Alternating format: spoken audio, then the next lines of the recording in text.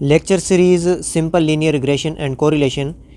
तो इसमें हम रिग्रेशन और कोरिलेशन को क्लियर करेंगे कि रिग्रेशन का क्या पर्पज़ है और कोरिलेशन का क्या पर्पज़ है, इनका डिफरेंस क्या है, बेसिक इनका दोनों के अंदर डिफरेंस क्या है।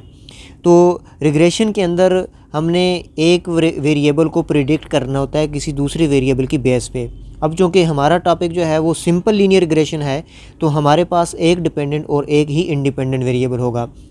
अब लेट्स सपोज हमारे पास सिंपल लीनियर रिग्रेशन मॉडल है y is equal to a plus B X. तो अब रिग्रेशन के अंदर हम क्या करते हैं, हम डिपेंडेंट वेरिएबल को एस्टिमेट करते हैं on the basis of independent variable x। तो रिग्रेशन के अंदर the estimate the value of dependent variable on the basis of independent variable. और ये भी बात याद रहे कि सिंपल लीनियर रिग्रेशन के अंदर हमारे पास जो डिपेंडेंट वेरिएबल होता है इसको हम रैंडम वेरिएबल कहते हैं, और जो इंडिपेंडेंट वेरिएबल होता है इसको हम फिक्स्ड वेरिएबल कहते हैं, क्योंकि किसी एक इंडिपेंडेंट वेरिएबल की एक स्पेसिफिक अमाउंट पे हमने प्रिडिक्ट करना होता है डिपेंडेंट वेरिएबल को। और इसका दूसरा पर्पज़ ये है कि हम दो पैरामीटर जो हैं सिंपल लीनियर रिग्रेशन के ए और बी, इनको हमने फाइंड आउट करना होता है, इनकी वैल्यू हमने जनरेट करनी होती है। तो जो बी है ये हमें बताता है कि जो इंडिपेंडेंट वेरिएबल है उसके अंदर अगर यूनिट चेंज आए तो वाई के अंदर क्या चेंज आएगी, ये हमें बी बताता है, जिसको हमने स्लोप कहा था, और इसको रिग्रेशन कोफिशिएंट भी कहते हैं। और इसके अंदर इसमें जो ए है हमारे पास, इसको हम वाई इंटरसेप्ट कहते हैं।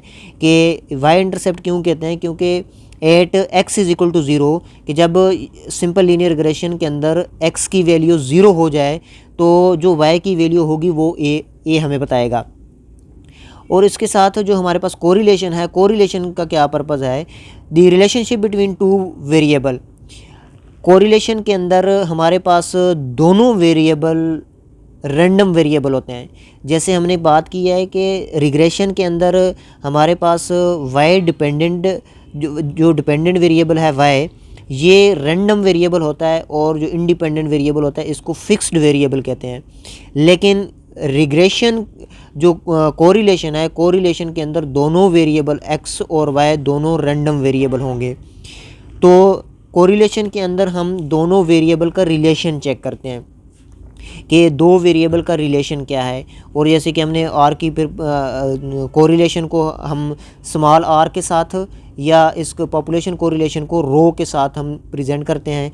और रिग्रेशन के अंदर हम दो पैरामीटर अल्फ़ा और बीटा या ए और बी को एस्टिमेट करते हैं। बेसिक इनका ये डिफरेंस है।